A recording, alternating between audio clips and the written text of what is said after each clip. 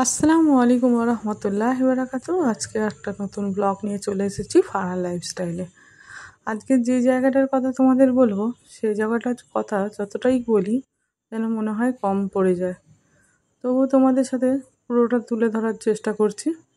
তো জায়গাটা দেখে বুঝতেই পারছো জায়গাটা কোথায়। আমরা কিছুদিন আগে দিল্লি এসেছিলাম, নিউ দিল্লি। ওখান থেকে আমরা তারপরে আগ্রা চলে এসেছি। আগ্রা থেকে আমরা এখানে ফতেপুর সিক্রিতেই আজকের প্রথম এসেছি। ভাবতেই পারিনি এত সুন্দর, এত একটা মানে গল্প আছে এই ফতেপুর সিক্রি। তো এসে তো আমাদের খুব ভালো লেগেছে। জায়গাটা সম্পর্কে অনেক কিছু অজানা যে কথাগুলো ছিল সেগুলোই জানতে পেরেছি। তাই তোমাদের সাথে ভাবলাম সেগুলো শেয়ার করে দিই। তো আজকে আমাদের ছিল দিল্লি ডায়েরিসে ডে 5। তো এই দিনেই আমরা সকাল সকাল সবাই উঠে পড়েছিলাম। আর জানতাম না জায়গাটা কেমন হবে। মনে হয়েছিল প্রথমে আমাদের ট্রিপ থেকে দিল্লির যে ফতেপুর সিক্রিটা আছে ওটা আমরা স্কিপ করে আমরা আজমির শরীফের উদ্দেশ্যে রওনা দেবো। তারপরে আমরা যে গাড়ি নিয়েছিলাম সে ড্রাইভার বলল যে আজমির যেতে গেলে প্রায় একটা দিন আরও হাতে নিতে হবে।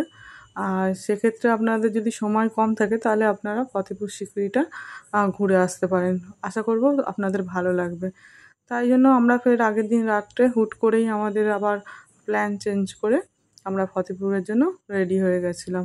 তো চলো দেখা যাক ফতেপুর সিক্রিটা জায়গাটা আসলে কেমন। ছবিগুলো দেখে তোমরা বুঝতেই পারছো এখানের প্রচুর গল্প আছে, প্রচুর মানে ছবি আছে, প্রচুর স্মৃতি আছে। সেগুলোই তোমাদের সাথে এখন আমি শেয়ার করব। তো সকাল সকাল সবাই মিলেই রেডি হয়ে গেছিলাম। আমরা যে হোটেলে ছিলাম ওটা ছিল আগ্রা স্টেশন থেকে প্রায় 1 কিলোমিটারের মধ্যে, কেডি কেডি হোটেল। তো ওখানে আমরা তারপরে বেরিয়ে গেছিলাম কেডি হোটেল থেকে। তারপরে গেছিলাম আমরা লাক্সারি তাজ হোমস্টেতে। ও আমাদের ওই হোমস্টে থেকে ওয়াকিং ডিস্টেন্স 1 কিলোমিটারের মধ্যেই ছিল তাজমহল। ফতেপুর সিক্রি ছিল প্রায় 57 কিলোমিটার। তাই জন্য তাজমহলটা আবার ফ্রাইডে অফ ছিল, সেই জন্য আমরা আর ফ্রাইডে তাজমহলটা যাইনি। নামাজটা পড়ে আমরা বেরিয়ে গেছিলাম ফতেপুর সিক্রির উদ্দেশ্যে। এই যে ট্যাঙ্কটা দেখছেন, এই জিনিসগুলো দেখছেন, এইগুলো সব ব্রিটিশরা বানিয়ে দিয়ে গেছিলো। তারপরে আমরা এখান থেকে রওনা দিয়ে দিয়েছিলাম ফতেপুর সিক্রির দিকে। তো রাস্তায় প্রচুর দেখছিলাম ভেস আছে। আমরা শুনেছিলাম ঘোড়া থাকে নাকি, কিন্তু এখানে এসে দেখলাম না, ঘোড়া নেই এখানে, মানে মোষটা প্রচুর আছে। এই যে বাড়িটা দেখছেন, এটা যখন মানে মুঘল বংশ যখন ছিল তখন শিবাজিকে আটক করে এই বাড়িতে এনে রেখেছিল। তারপরে ওখান থেকে ওরা দিল্লি দুর্গতে নিয়ে চলে গেছিলো। তারপরে আমরা যেহেতু ব্রেকফাস্ট করিনি, তাড়াতাড়ি বেরিয়ে গেছিলাম, সেই জন্য তাড়াহুড়ো করে একটা রাস্তার ধারে হোটেল থেকে আমরা ব্রেকফাস্টটা কমপ্লিট করে নিয়েছিলাম। ব্রেকফাস্টটা এমনই করেছিলাম যাতে করে আমাদের লাঞ্চটা না করলেও চলে, টুকটাক খাবার দিয়ে আমরা কমপ্লিট করে নেবো। সেই জন্য লুচি, গরম গরম ছোলে ভাটুরে ছিল, সেই ছোলে ভাটুরে খেয়েছিলাম। আর ড্রাইভার দাদা যে ছিল সে ছিল মুসলিম, আমাদের বোঝাতে বোঝাতেই নিয়ে যাচ্ছিলো। এই যে বাউন্ডারি ওয়ালটা দেখছেন, এই ওয়ালটা 14 কিলোমিটার এরিয়া জুড়ে তৈরি হয়েছিল। এই রাস্তাটা একদম শেষ, আগ্রা শেষ, সেই শেষ সীমান্তেই হচ্ছে এই ফতেপুর সিক্রি। এর ওপারে গেলে আমাদের হচ্ছে রাজস্থান স্টার্ট হয়ে যায়। সেই জন্য এই জায়গাটা রাজস্থান মানে বুঝতেই পারছো ওয়েদারটা কেমন, সাংঘাতিক একটা গরম, একদম উষ্ণ আবহাওয়া। আমরা যেটা ভেবেছিলাম যে খুব ঠান্ডা পড়বে, হয়তো বা খুব ঠান্ডা লাগবে, সেই জন্য আমি সেইভাবে লাগেজও গুছিয়েছিলাম, কিন্তু গিয়ে দেখলাম একদম সাংঘাতিক অবস্থা। তারপরে গাড়িওয়ালা গাড়ি ওই পর্যন্তই আমাদের নিয়ে যাবে। তারপরে এখান থেকে আমাদের আবার একটা গাইড নিতে হবে, আর ওই গাইড আমাদের বলতে বলতে নিয়ে যাচ্ছে। দেখো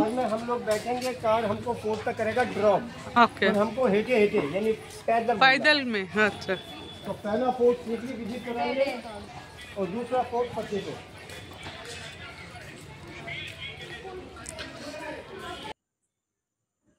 তারপরে আমরা ওখান থেকে আবার রওনা দিয়েছিলাম গল্ফ কারের জন্য, ওখান থেকেই আমাদের নিয়ে যাবে। मैडम सीकरी के भीतर में तानसेन गांव जगह है ना, हाँ उसका ये नकल है मैडम।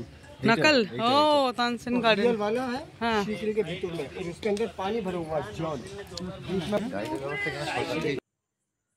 গল্ফ কারে করে যদি যাওয়া যায় তাহলে শুধু যাওয়ার জন্য নেবে 20 টাকা, আর যদি যাওয়া আসার টিকিট কাটো সেক্ষেত্রে নেবে 30 টাকা। তাই জন্য আমরা গল্ফ কারে যাওয়ার আর আসার একসাথেই কেটে নিয়েছিলাম। জানি আমরা হেঁটে হেঁটে আসা আমাদের পক্ষে সম্ভব নয়, প্রায় 2 কিলোমিটার, আর শ্বশুরমশাইয়ের অবস্থা তো জানোই।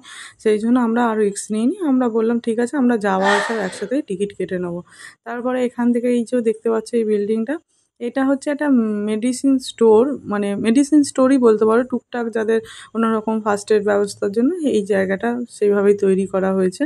কারণ এখান থেকে প্রায় 4 কিলোমিটারের মতন কোনো রকম কোনো কিছু সুযোগ সুবিধা নেই, মানে যে মেডিকেল চিকিৎসার জন্য সেরকম কোনো ব্যবস্থা নেই। তারপরে আমরা এই যে গল্ফ কার এইরকম, এখানে মোটামুটি 12 থেকে 15 জন বসতে পারে।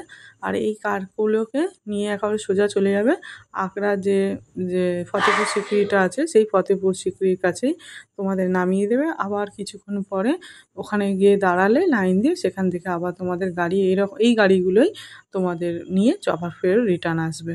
তা আমরা সেই জন্য প্রথমে পিছনের দিকে বসতে চেয়েছিলাম, যাতে করে আমি ভিডিওটা খুব ভালোভাবে তুলতে পারি।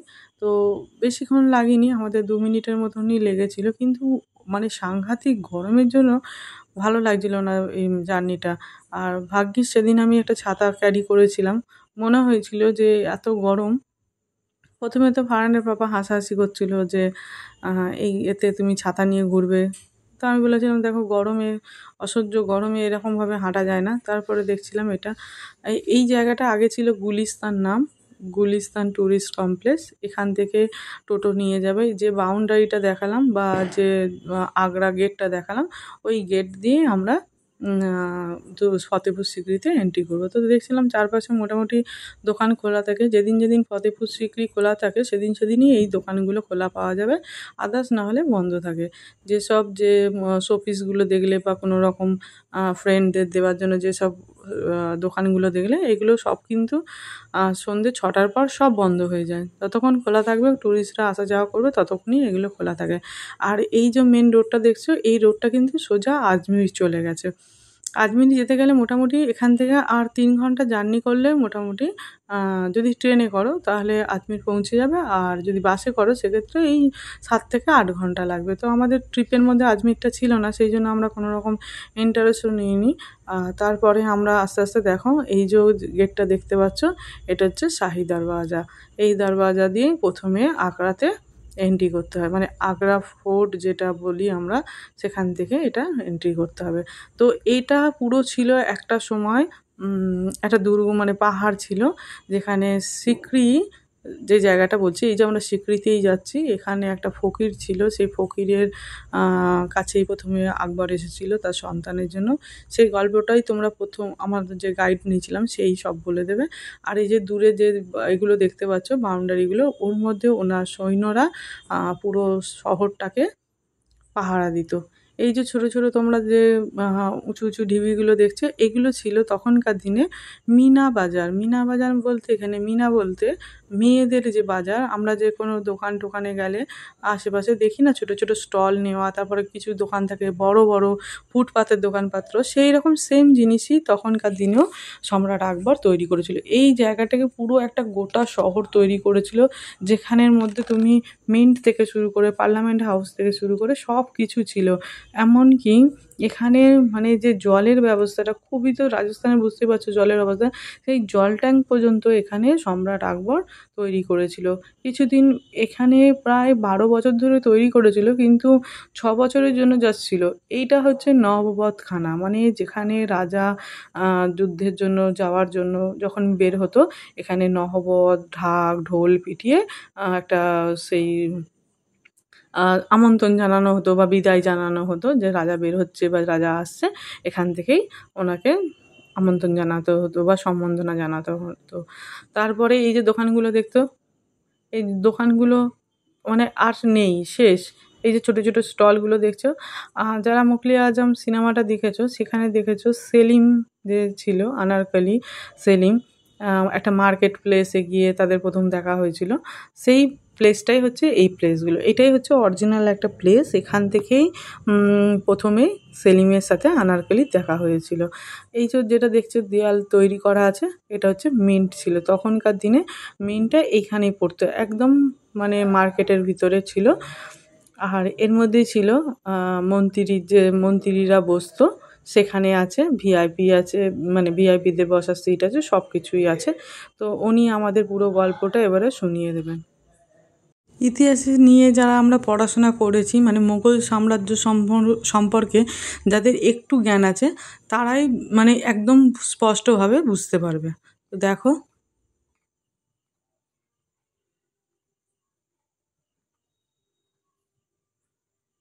এটাই ছিল সেই মিন্ট, এটা ছিল এন্ট্রান্স। এর ভিতরে আর কিছুই নেই, পুরোপুরি ধ্বংসাবশেষ শেষ হয়ে গেছে।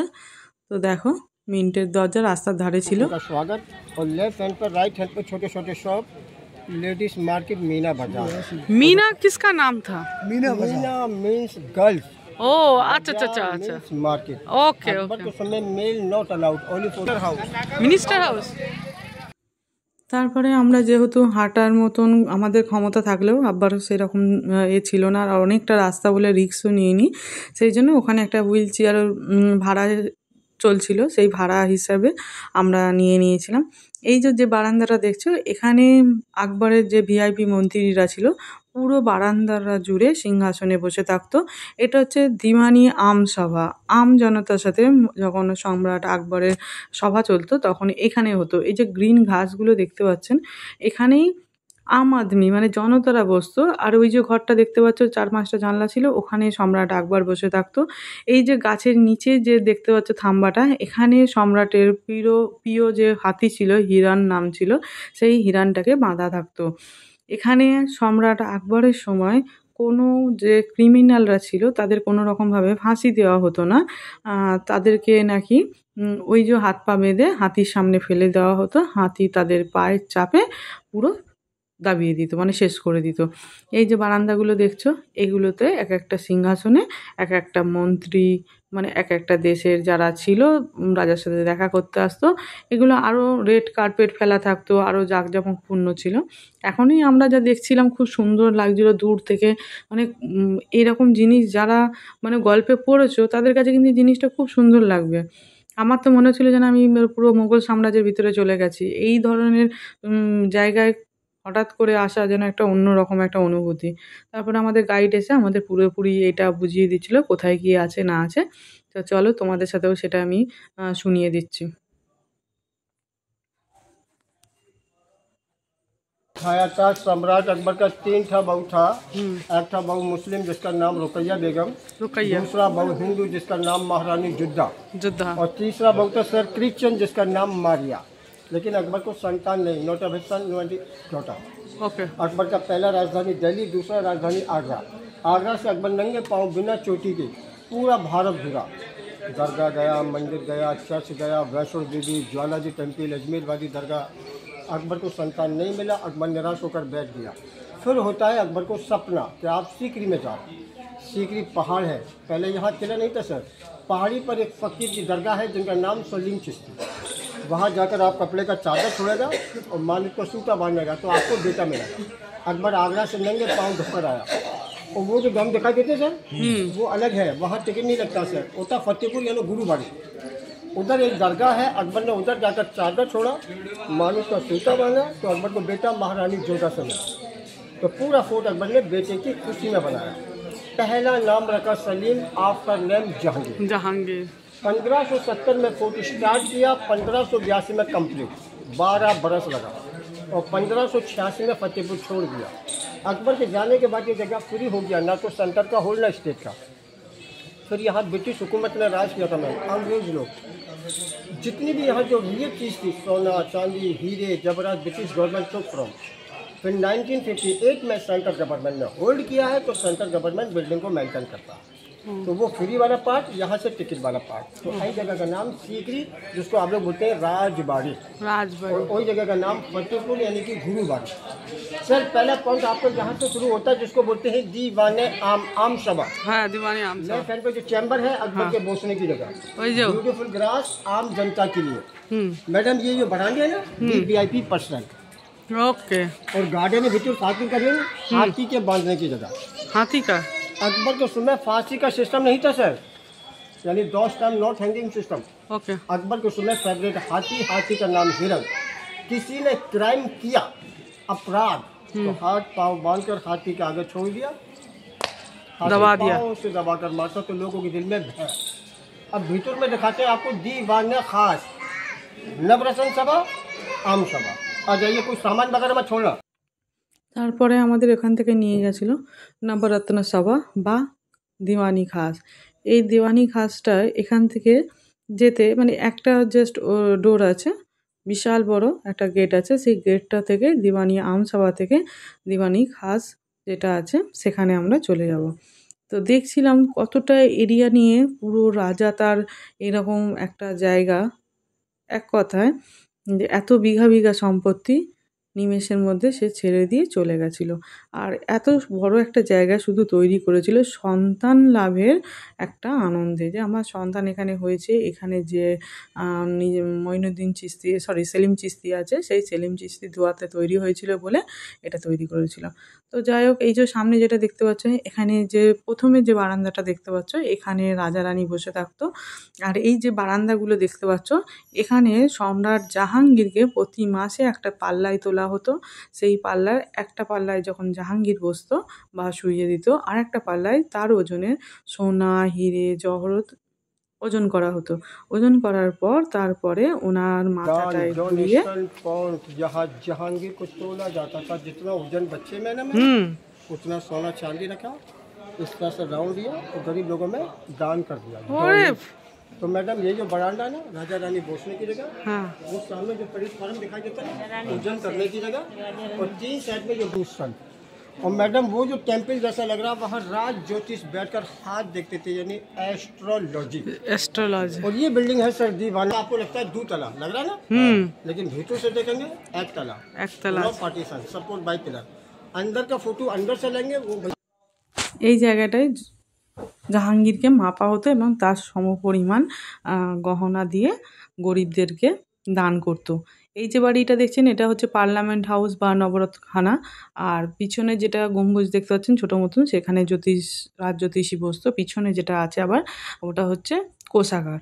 রাজার যে কোষাগারটা ছিল সেই কোষাগারটাই হচ্ছে নবরত্ন বা এই পার্লামেন্ট হাউসের পিছনে। এখানে রাজা রানী বসে থাকতো, আর ওইখান থেকে আমজনতাদের দেওয়া হতো এই সব নানা রকম জিনিসপত্রগুলো। তারপরে আমরা এখন নবরত্নখানা বা পার্লামেন্ট হাউসের ভিতরে ঢুকবো। এখানে একটা আশ্চর্যের জিনিস আছে, যেটা হচ্ছে একটা পাথরের উপরেই উনি 4-5টা বা আমার মনে হয় 7টা ধর্মের যে সিম্বলগুলো থাকে, সেই সিম্বল দিয়ে তৈরি করেছিল ওই নবরত্নখানার পিলারটা, যেখানে রাজা আকবর বসে থাকতো এবং তার চারপাশে যে এই যে দেখতে পাচ্ছ ব্যালকনি মতন করা আছে, এখানে ওই 9 জন যারা ছিল, বৈরম খা, টডরমল, তানসেন, এগুলো যারা ছিল তারাই ওনার চারপাশে বসে থাকতো। তো এখানে এই যে দেখতে পাচ্ছ বড় পিলারটা যেটা আছে দেখাচ্ছি তোমাদের, এই পিলারটাই ওটা হচ্ছে ওই একটা পাথরের তৈরি পিলার।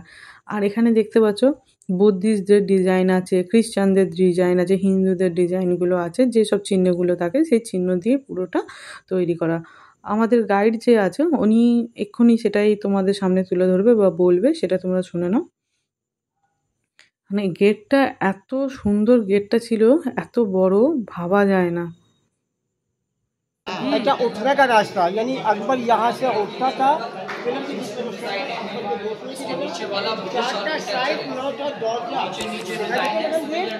नवरत्न खड़ा होने की जगह अकबर बैठकर सीक्रेट मीटिंग तो स्वयं लगे पार्लियामेंट हाउस, तो दीवाने खास नवरत्न सभा।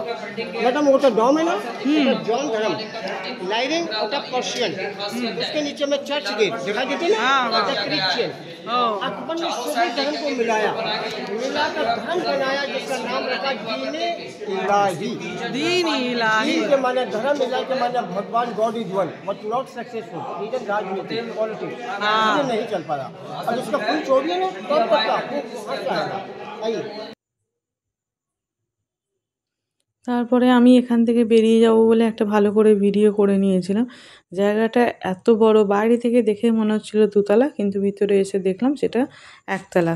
তারপরে যদি দেখতে পাচ্ছ পুরোটা কত বড় এরিয়া নিয়ে তৈরি করেছিল। এখানে ৩-৪টে মহল আছে, সম্রাট আকবর তৈরি করেছিল সেই মহলগুলো।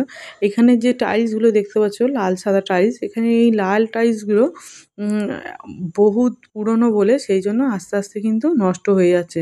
সেই জন্য এই যে দেখতে পাচ্ছ, এই যে রাজজ্যোতিষীর ঘর, তার পাশেই হচ্ছে তোমার খাজানা, যেটা রাজকোষাগার। এত সুন্দর কাজ করা, এত মানে কি বলবো। এই যে এটা হচ্ছে তোমার কোষাগারের এন্ট্রি গেট। এখানে যে খোপগুলো দেখতে পাচ্ছ, এখানে হিরে মতি তারপরে সোনা এগুলোই এর ভিতরে রেখে দিত। আর যে এই বাউন্ডারিটা দেখতে পাচ্ছ, এখানে রাজা রানীদের সাথে লুকোচুরি বা হাইড অ্যান্ড সিক্স খেলতো। তো এইখানে আমাদের বলছিল এই পাথরগুলো আস্তে আস্তে নষ্ট হয়ে যাচ্ছে বলে ওখানকার সরকার এগুলোকে চেঞ্জ করার জন্য ওরা ব্যবস্থা করে দিয়েছে। নতুন নতুন যে পাথরগুলো দেখতে পাচ্ছ একটু লালচে ভাবটা বেশি, সেগুলো ওরা চেঞ্জ করে দিচ্ছে। কারণ টুরিস্টদের এত চাপ, যদি জিনিসটা ঠিকঠাকভাবে না সারাই করে তাহলে তো খারাপ হবে না। स्टोन है ये वाला। हाँ, ये लाल पाथर हमारे यहाँ पाए जाते। क्योंकि फतेहपुर सीकरी यूपी का लास्ट बॉर्डर है। उसके बाद ये सब बाद में लगा रहेगा। लाल पात्र फ्री मुझे राजकुमार हेमा मालिनी बहुत भरा बंगला में धर्मेंद्र है वाला नहीं है सब देख ली। गवर्नमेंट को हम लोग पे करते आ रहे हैं, गाड़ी वाले को पे करा, बिल्डिंग भांग जाएगा। जब भांग जाएगा तो फिर यहाँ कौन आएगा? এটাই ছিল সেই পার্লামেন্ট হাউস, যেটা তোমার আমরা রাজজ্যোতিষীর যে জায়গাটা ছিল সেখান থেকে ভিডিওটা করেছিলাম, ফটোগুলো নিয়েছিলাম। সেই ফটোগুলোই তোমাদের সাথে এখন শেয়ার করে দিচ্ছি।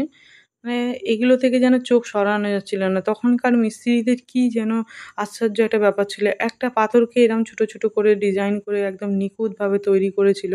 মানে ভাবাই যায় না এগুলো কিভাবে তৈরি। এটা ছিল স্কুল তখনকার দিনে। স্কুল আচ্ছা,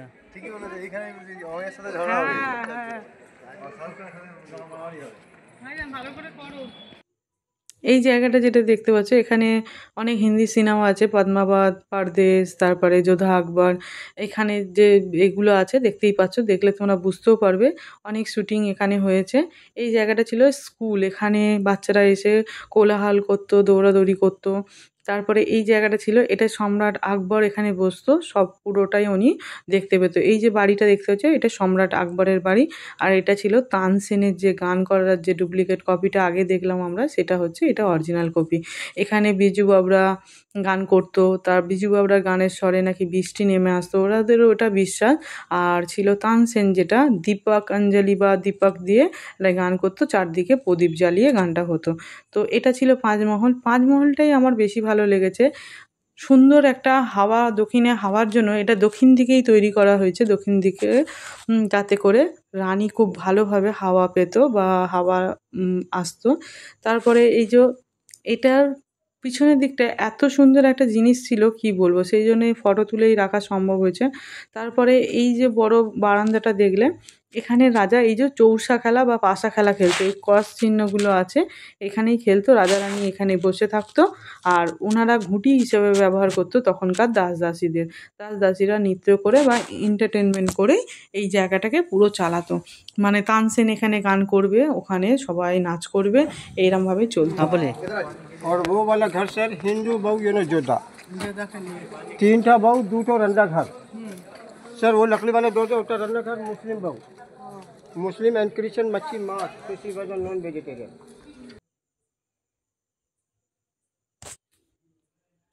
এটা ছিল রানী যোধার রান্নাঘর। রানী যোধা যেহেতু নিরামিষ খেত, সেই জন্য ওনার জন্য আলাদা ছিল। আর মুসলিম আর ক্রিশ্চান যে বউ ছিল, তারা তো কোনো নিরামিষ আমিষের ব্যাপার ছিল না, সেই জন্য তাদের আলাদা একটা রান্নাঘর ছিল। এখনও আগুনের চুল্লির কালির দাগও আছে। হ্যাঁ বলি मैडम, वो चूना माटी वाला घर अकबर के समय का हमाम, चांद करने का जगह। আরে ভাবে করো, লম্বা না।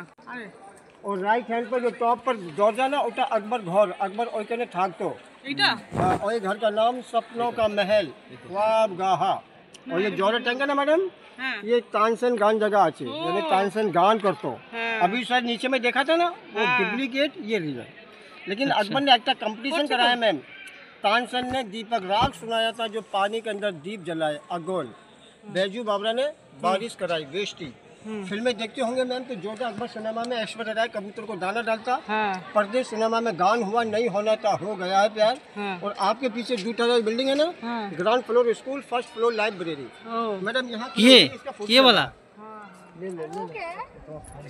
তারপর আমরা সম্রাট আকবরের ঘরে গিয়ে দেখলাম এরকম একটা খাট আছে যেটা কিনা সম্রাট আকবর এই খাটে শুতো আর নিচে যে ছিল তানসেনের যে পুকুরটা ছিল ওখান থেকে পুকুরের মধ্যে গোলাপ পানি দিয়ে গোলাপের পাপড়ি দিয়ে তৈরি করা থাকতো এটা ওর এন্ট্রান্স গেট সেই সুগন্ধে রাজার একটা মন আলাদাভাবে তৈরি হয়ে যেত अकबर के समय बिना परमिशन भीतर अलाउ ना अकबर के समय कोई गेस्ट आता था पहले विंडो से परमिशन हो उसके बाद भीतर अच्छा और ये किस और ये किस लिए सिक्योरिटी गार्ड रखे थे क्योंकि भाई जिसे बेटा मिला गिफ्ट ऑफ द चाइल्ड और इसके भीतर में सो मेनी फैसिलिटी गोरम कार्ड शीट कार्ड ठाकुर गौर servant transgender so many facility এটা ছিল যোধা রানীর ঘর মানে বাড়ি যেখানে কিনা তৈরি করেছিল গুজরাটি স্টাইলে पूरा का घर महारानी जोधा विशाल बड़ा लेकिन जोधा शिवा का lucky gift of the child उन्होंने 6 ले दिया तो सो मेनी फैसिलिटी दादा ऐसा वाला गोरम कार्ड ऐसा वाला ठाकुर घर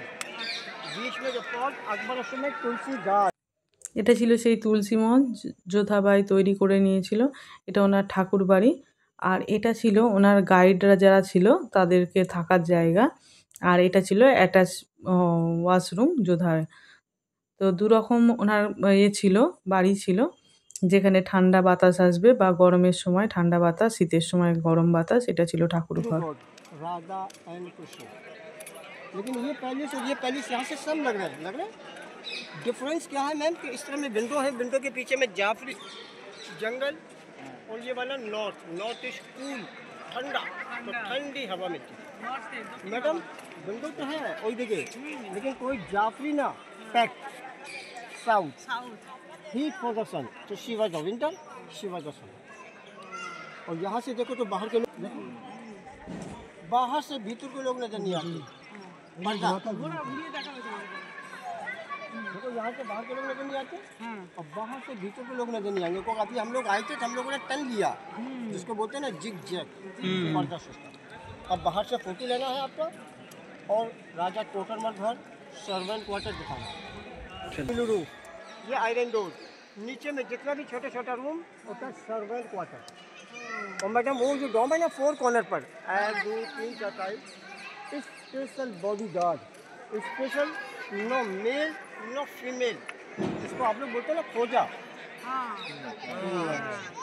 और लास्ट में 2 दरवाजा इसके पीछे है जोधा के वॉशरूम अटैच और मैडम वो सामने विंडो है ना उधर में और देखिए अकबर के समय का लेडीज नर्सिंग होम ये ना मैटरनिटी लेकिन अकबर के समय डॉक्टर नहीं थे अकबर के समय मिडवाइफ जिसको हम लोग बोलते हैं ना दाई माँ अकबर के समय इंग्लिश मेडिसिन यूज नहीं होता था जड़ी बूटियाँ उगाई जाती थी आयुर्वेदिक तो ऐसा वाला आयुर्वेदिक जाना वो सामने वाला घर है ना तो राजा टोटरमल फाइनेंशियल मिनिस्टर टोटरमल और वो वाला बरामदा और ये बरामदे सर्वेंट ये ना दासियाँ और हमको दादा अब जाना वहाँ उठा फतेहपुर मैडम नाउ हियर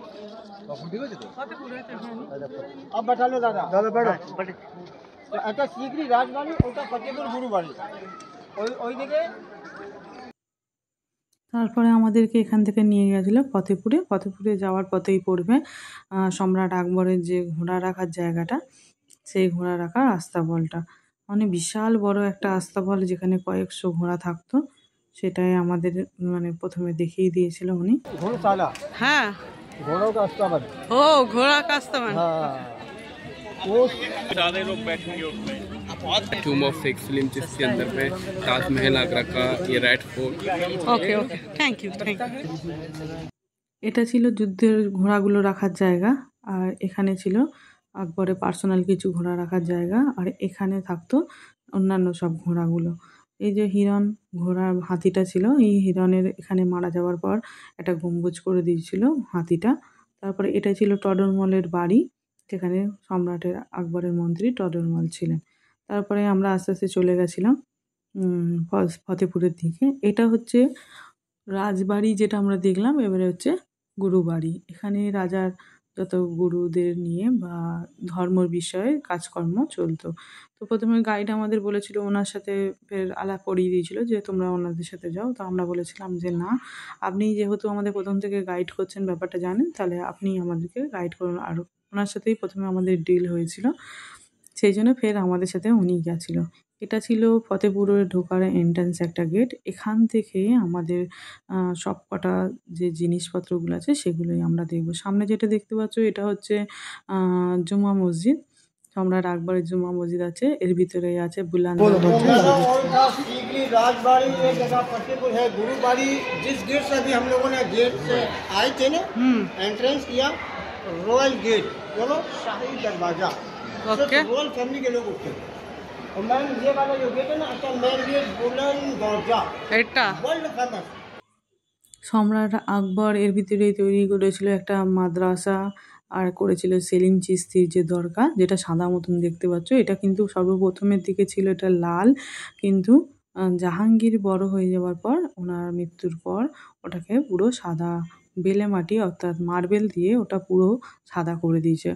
সামনে যে কালো মতন গম্বুজ দেখতে পাচ্ছ, এটা চিনিকা রজা বলে। কেন বলে সেটা আমি আর মানে ডিটেলস অতটা জানতে পারিনি। আর ওপরে যে গম্বুজগুলো ছোট ছোট দেখতে পাচ্ছ, এই গম্বুজগুলোর মধ্যে তখনকার দিনে মাশাল যে হয় আগুন ধরানো, তখন তো আর লাইটের ব্যবস্থা ছিল না।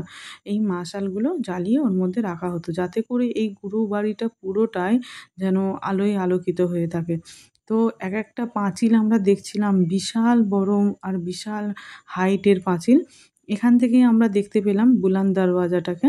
তো বুলंद দরওয়াজা যেটা ছিল জানোই তোমরা, ইন্ডিয়ার ফার্স্ট হাইয়েস্ট একটা ডোর, যার কিনা হাইট ছিল 172 মিটার হাইট। আর সত্যি পুরো ওই বুলंद দরওয়াজার সামনে যদি আমরা দাঁড়াই, পুরো ফতেপুর যে শহরটা আছে, যেটা সম্রাট আকবর সর্বপ্রথম এখানে তৈরি করেছিল, সেটা পুরোপুরিভাবে দেখা যায়। তো দেখো, আমরা প্রথমে দরওয়াজা দিয়ে ফতেপুর শহরটাকে এইভাবে দেখতে পাচ্ছিলাম। এত উঁচু হাইট, আর উপরে আমরা দেখছিলাম কিছু আয়াত লেখা আছে, ওনারা বলছিল সূরা আর রহমান লেখা আছে। আর ওপরে যে গম্বুজটা আছে ওখানে প্রচুর মৌচাক করা আছে, মানে মধুর যে মৌচাক, এই যে কালো কালো দেখতে পাচ্ছ, এখানে মধু টপ টপ করে পড়ছিল, আমরা সেটাও দেখতে পেয়েছিলাম। আর এগুলো সব মধু, মানে মৌচাক করা আছে। এখানে সাংঘাতিক গরম, এত মেঝেটা গরম হয়ে গেছিলো, আমরা পা দিয়ে দাঁড়াতে পারিনি। জাস্ট কিছুক্ষণের জন্য ওখানে কিছুটা ছবি তুলে আমরা চলে এসেছিলাম, আর এই গাইডের কিছু কথা শুনছিলাম। তো এই দরজাটা সবথেকে বড় ইন্ডিয়ান, মানে হাইয়েস্ট দরজা বলা হয় বা ডোর বলা হয়। তো এটার মধ্যে পাশাপাশি দেখতে পাচ্ছ কত কোরআনের আয়াত লেখা আছে। আর এই যে দেখতে পাচ্ছ মৌচাক করে রেখেছে, মধু তো টপ টপ করে পড়ছিল।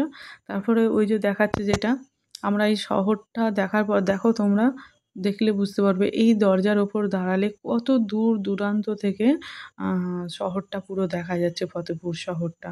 আর প্রচুর স্কুলের স্টুডেন্টদেরও নিয়ে আসা হয়েছিল এখানে। সেই সময় ওদের ওখানে ওটাই একটা মানে মজার ব্যাপার, স্কুল থেকে একটা ছাড় পায়, সেই জন্য ওখান থেকে নিয়ে যায়। এটা হচ্ছে সরাইখানা বা লঙ্গরখানা, যেখানে সম্রাট আকবর 4000 গরিব মানুষদেরকে একসাথে বসে খাওয়ানোর ব্যবস্থা করেছিল। কিছুদিন সম্রাট খাইয়েও ছিল, তারপরে জাহাঙ্গীরও কিছুদিনের জন্য খাইয়েছিল, তারপরে সেটা আস্তে আস্তে বন্ধ হয়ে যায়। আর এখানে একটা মানে হয় বন্দি করার ব্যবস্থাও ছিল, যেখানে যারা ক্রাইম করতো এখানে এনে বন্দি করে রাখতো, তারপরে তার বিচার হওয়ার পর ওই যে সামনে দেখালো হিরণ এসে ওই পায়ে চাপা দিয়ে তাদেরকে মানে মেরে ফেলতো। এখানে ডোরে দেখছিলাম ওই যে সেলিম চিশতির দরগা আছে, মানত করার জন্য যে ঘোড়ার খুরগুলো হয় সেগুলো দিয়ে এখানে আটকে দিয়ে মানত করে যেত ওনারা, যাতে ঘোড়া ঠিকঠাকভাবে থাকতে পারে, তাদের বংশ বিস্তার করতে পারে, সেটাই আমাদেরকে শোনাচ্ছিল। তারপরে আমরা এখান থেকে চলে গেছিলাম সেলিম চিশতির দরগায় যাব, জুমা মসজিদটা দেখব। তো বেশিক্ষণ দাঁড়ানো যাচ্ছিল না, রোদের তো আলো দেখে বুঝতেই পারছো রোদের কি পরিমাণ ছিল। তারপর দেখছিলাম এখানে এইসব জিনিসগুলো প্রচুর বিক্রি হচ্ছিল, দামটাও সেরকম ছিল, কিন্তু আমাদের এগুলো কোনো প্রয়োজন ছিল না বলে আমরা আর কোনো কিছু করিনি। আর যেটা ডান দিকে দেখলে, বাঁ দিকে দেখলে ওটা হচ্ছে জুম্মা মসজিদ। জুম্মা মসজিদটাও প্রচুর বড় মসজিদ, যেখানে প্রায় ৩-৪ হাজার, এই যে দেখতে পাচ্ছ ৩ গম্বুজের জুম্মা মসজিদ, ৩-৪ হাজার মুসল্লি নিয়ে নামাজ পড়া যাবে, এত বড় ছিল। তারপরে নিজামুদ্দিন সেলিম চিশতি দরগায় যাওয়ার পথে দেখলাম এরকম একটা পুকুর মতন করা আছে, যেখানে অজু করে পাক শাক হয়ে এই মসজিদে মানে নিজামুদ্দিন যে আছে মাজারটা আছে, সেই মাজারে তোমরা প্রবেশ করতে পারবে। মাজারটা ছিল আগে লাল মাটি দিয়ে তৈরি করা, যেই লাল পাথরগুলো দেখলে সেরমভাবেই তৈরি করা ছিল, কিন্তু আস্তে আস্তে ওটাকে সাদা মার্বেল দিয়ে তৈরি করেছিল। এই যে ওপরে যেটা দেখতে পেলে, এটা নাকি পুরোটাই রূপোর। আমি লেখাও ছিল ওখানে, দেখলাম এখানে এই যে এটা ওরা মানে যে দড়ি বেঁধে দিয়ে মানত করলে নাকি মানতটা পূরণ হয়। এটা ছিল জুম্মা মসজিদের ভিতরটা, পুরো ভিতরটা যাওয়া সম্ভব হয়নি আমার, সেই জন্য বাইরে থেকে তুলেছিলাম। এটা মাদ্রাসার ছেলে মেয়েদের জন্য তৈরি করা হয়েছিল। মাদ্রাসার ছেলে মেয়েরা, এরকম প্রায় ৮৩টা গেট আছে, যেখানে বাচ্চারা পড়াশোনা করতো আর যাওয়া আসা করতো। যেরকম আমাদের স্কুলে যেরকম থাকে একটা একটা ক্লাসের এক একটা দরজা, সেরকম ওখানেও ওই মাদ্রাসার দরজাটা ছিল। তো আমরা জুতো খুলে, যেহেতু ওখানে জুতো খুলে রাখতে হয়েছিল, একটা ওখানে জায়গা ছিল, ১০ টাকা করে পার জোড়া জুতোতে নিয়েছিল। আমরা ৬ জন ছিলাম, ৬০ টাকার জুতো রাখতে নিয়েছিল। এখান থেকে আমরা আস্তে আস্তে করে ঢুকছিলাম। এখানে প্রচুর ভিড় ছিল, সাংঘাতিক একটা ভিড় ছিল। ফারহানের বাবা প্রথমে রাজি হয়নি, তারপরে সবশেষে আমরা বললাম চলো একটু ঢুকে দেখেই আসি কীরকম কী হয়। তো এখানে সব ধর্মের মানুষরাই ছিল, যে আমরা শুধু মুসলিম বা এরকম কিছু ব্যাপার ছিল না। হিন্দু ছিল, মানে ফরেনাররা ছিল। ফরেনাররা আবার দেখছিলাম ওরা তো হাফ প্যান্ট পরে ঘুরছিল, আর যেহেতু ওদের ফরেনার ড্রেস যেগুলো ছিল ওয়েস্টার্ন ড্রেস তারা পরছিল বলে এখানে মেয়েদের জন্য বোরখা ভাড়া দেওয়া হচ্ছে, আর ছেলেদের জন্য লুঙ্গি। এই যে এই ওপরে যেটা দেখতে পাচ্ছ গম্বুজটা, ওটা নাকি পুরোটা রূপোর তৈরি। আর বিশাল মানুষের একটা বিশ্বাস যে এখানে মানত করলে, মানতের মাথা ঠুকলে প্রচুর কিছু পাওয়া যায়। তো দেখছিলাম সবাই হাত তুলে দোয়া করছে, চাদর চড়াচ্ছে। কয়েকশো মানে নোট ছিল ৫০০ টাকার, কয়েকশো মানে কয়েক লাখ টাকার মনে হয় ওখানে হয়ে যাবে টাকা দিয়ে। সব এরকম মানত করে যাচ্ছে। তো আমাদের তো এরকম কোনো ব্যাপার ছিল না, সেই জন্য জাস্ট আমরা ঘুরে দেখে আর বেরিয়ে যাব বলে করছিলাম। কিন্তু ওরা বলছিল ভিতরে কোনো রকম ভিডিও করা যাবে না, সেই জন্য যতটা আড়াল করা সম্ভব মানে সম্ভব হয়েছে ততটা আড়াল করে আমরা ভিডিওটা কমপ্লিট করে বেরিয়ে গেছিলাম। এই যে ঝাড়ন যে ব্যাপারটা থাকে, ঝাড়ন দিয়ে একটা ঝাড়ে না, সেই ঝাড়নটা দেখেই ছেলে আর আমার দেওর একটু হাসছিল আর ভয় পাচ্ছিল যদি ওদের মাথায় ঠেকিয়ে দেয়, ওদের মাথায় ঠেকে। এই যে দেখতে পাচ্ছ সেটা, ও তো একটু দূর থেকেই তারপরে বললো এই সময় ওনার মাথায় দিয়েছে, চলো আমরা পালিয়ে যাই। তাড়াতাড়ি করে আমরা আবার পালিয়ে এসেছিলাম। এসে আবার বাইরেটা বলি, চলো বাইরেটা একবার দেখা যাক কীভাবে পুরো এটা করেছে। তো বাইরেটা বেরিয়ে দেখলাম এখানে কোরআনের কিছু কিছু আয়াত তোলা আছে, আর ডিজাইনগুলো দেখছিলাম খুব সুন্দর, ছোট ছোট করে ডিজাইন করেছে, ছোট ছোট মার্বেলগুলোকে কেটে নানা রকম ডিজাইন করে। আর এই যে ডোরটা দেখতে পাচ্ছ, এই ডোরটায় সবাই মিলে ওই দড়ি লাল সুতো যেটা থাকে মানত হিসেবে ওরা এখানে বাঁধছিল। আমাদের তো এরকম কোনো ব্যাপার ছিল না, সেই জন্য আমার দেওর যেহেতু খুব ইয়ার্কি করছিল, ভাবি বাঁধবে নাকি, চলো সবাই মিলে একটা করে বাঁধি দেখি মানত পূরণ হয় কিনা।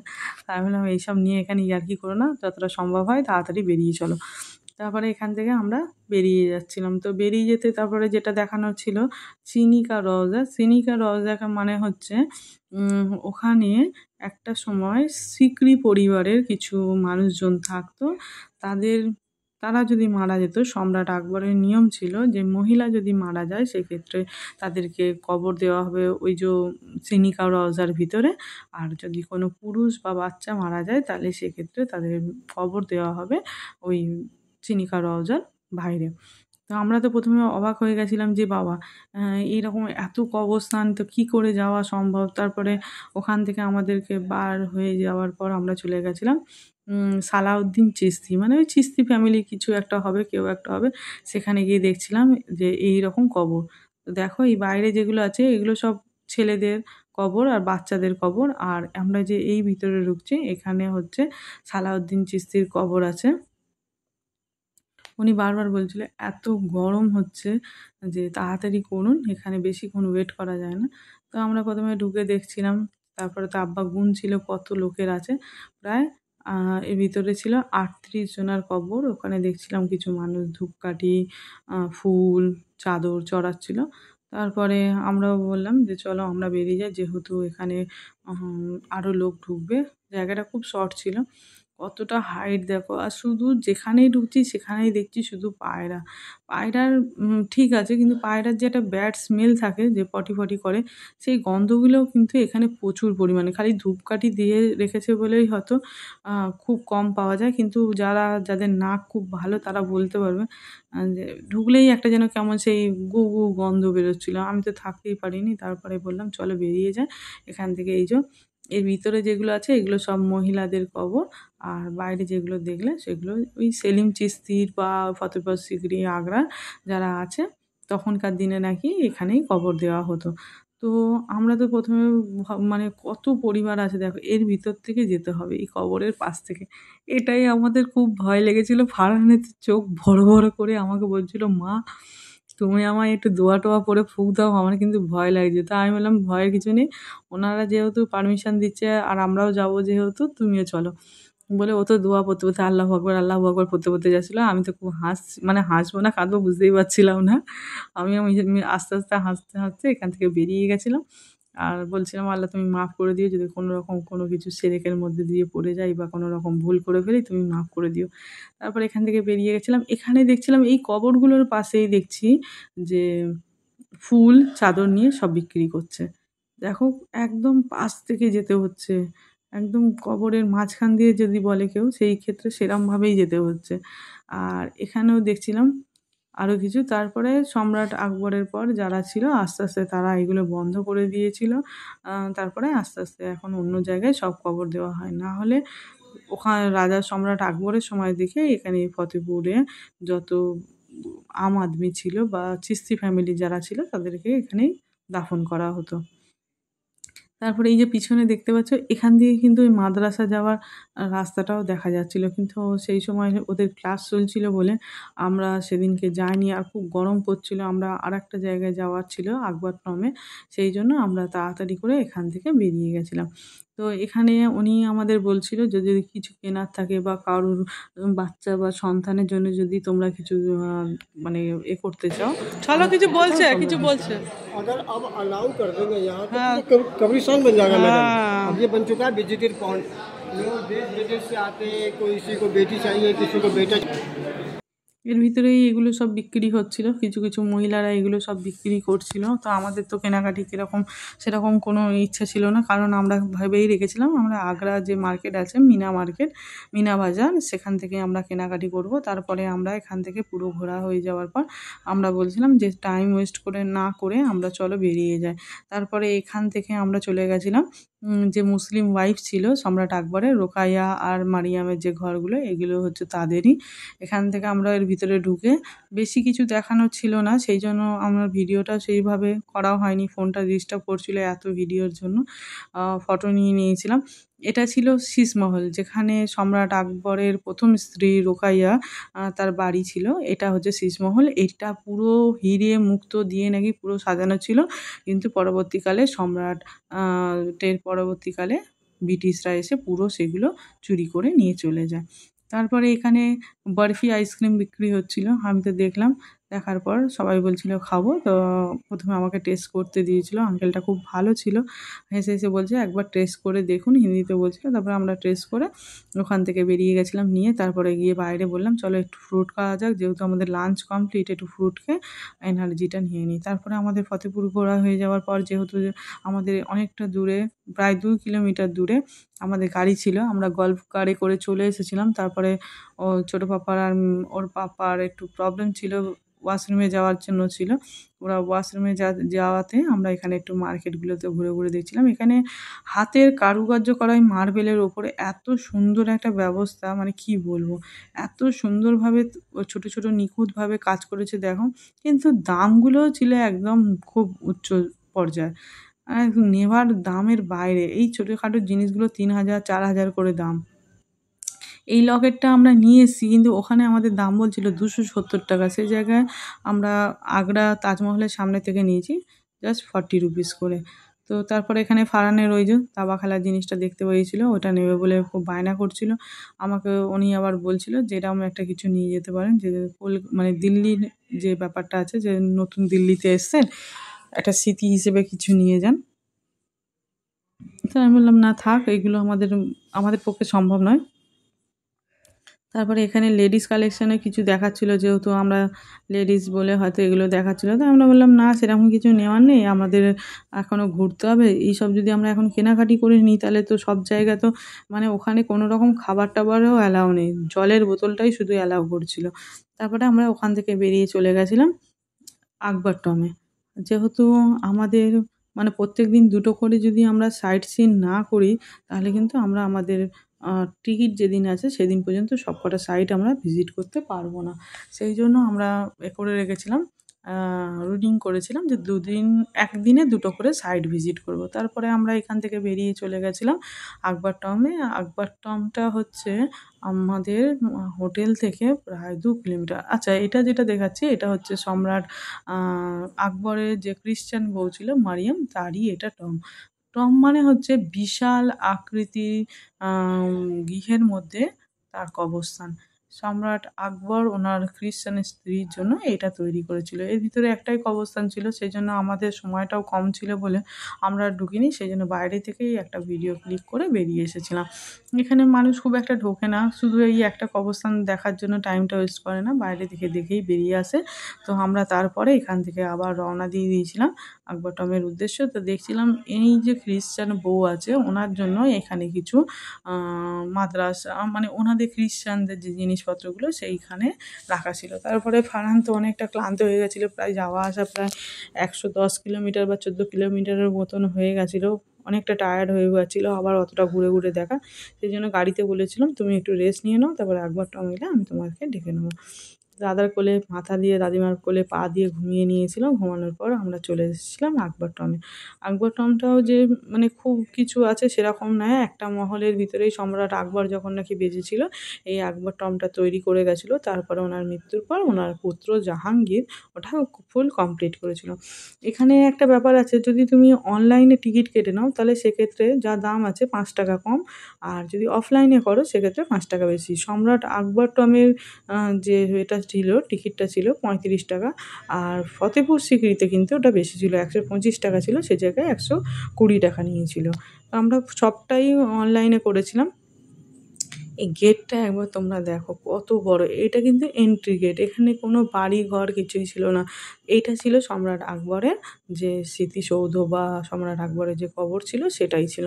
আমরা এখান থেকে এন্ট্রান্স নিয়ে যাচ্ছিলাম অনেকটা দূর, আর শুধু বেশিরভাগটাই ডিজাইন কিন্তু সব সেম টাইপেরই হয়েছিল, মানে একই মিস্ত্রির দ্বারাই মনে হয় বা একই মিস্ত্রির পরামর্শে এরমভাবে তৈরি করা ছিল। তো এগুলো ছিল যে ফুটো ফুটো দেখতে পাচ্ছ, এগুলো ছিল জল যাওয়ার যে নালাগুলো হয় সেগুলোরই কাজ করতো। আর ওপরে দেখতে পাচ্ছ কতটা উঁচু, এরকম গম্বুজ করে করে শুধু সাজিয়ে রাখতো। আগেকার দিনে সম্রাট আকবরের যখন সময় ছিল সেই সময় কোনো রকম লাইটের ব্যবস্থা ছিল না, কিন্তু এই জানলাগুলো এমনভাবে তৈরি করা ছিল যাতে করে পুরো আলোয় আলোকিত হয়ে যেত পুরো মহলগুলো। তারপরে ওখান থেকে এন্ট্রান্স নেওয়ার পরেই ছিল এই যে সম্রাট আকবরের যে টমটা, অনেকটা দূর, মানে গেট থেকে প্রায় প্রায় 400 মিটার হবে, 400 মিটার দূরের মতন। তো দূরে দেখতে পাচ্ছিলাম অনেকটা দূরে, এখানে প্রচুর, হ্যাঁ একটা জিনিস দেখাচ্ছিল সেটা হচ্ছে প্রচুর ময়ূর দেখতে পাওয়া যায়, মানে প্রচুর। এই সম্রাট আকবর টমের ওখানেই আমরা দেখতে পেলাম ময়ূরের যে ব্যাপারটা। তো দেখো কাজগুলো একবার, এক একটা এক এক রকম কাজ, কোনোটা কিন্তু সেম একই রকম না, এক একটা ওদের যে মাকাম ছিল সেই মাকামের এক এক রকম কাজ। তো এখানে আসতে ফারহান আমাকে বলছিল মামা দেখো কত ময়ূর, আমি তো দূর থেকে বুঝতে পারছিলাম না, তারপরে একটু জুম করতে দেখতে পেলাম, হ্যাঁ তাই তো এখানে কত ময়ূর আছে, ময়ূরী আছে, তারপরে তোমার চিল ছিল, আর প্রচুর পরিমাণের কিন্তু হনুমান ছিল। হনুমানগুলো নিজেদের মধ্যেই ওরা খেলাধুলা করছিল, আমাদেরকে সেইভাবে ডিস্টার্ব করেনি। আর প্রচুর প্রচুর ময়ূর ছিল, এই হনুমান ছিল। তো আমরা এখান থেকে ঢুকে গেছিলাম সম্রাট আকবরের টমে ঢোকার জন্য। এখানে জুতো খুলে ঢুকতে হয়, জুতো খুলে ঢুকে দেখলাম যে এখানেরও কাজগুলো মানে একটু একটু নষ্ট হয়ে গেছে বলে ফের কনস্ট্রাকশানের কাজ চলছিল। কত সুন্দর করে ডিজাইন করেছে, তোমরা দেখো একবার কত রকম পাথর দিয়ে লাল, নীল, কালো, হলুদ, দেখলে পুরো আশ্চর্য হয়ে যাবে। তারপরে ওই ভিতর থেকে একটা গুহার মতন রাস্তা ছিল অনেকটা ভিতরে। তারপরে দেখছি যে সম্রাট আকবরের এই যে কবর এখানে রাখা আছে। বাড়িটা এত বড়, এই যে জানলাগুলো দেখতে পাচ্ছ, সূর্য যখন যেদিকে ঘুরবে তখন সেই দিক থেকেই এই ঘরটাকে আলোয় আলোকিত করে রাখবে। আর রাতের জন্য শুধু একটা টিউবলাইট জ্বালিয়ে যায়।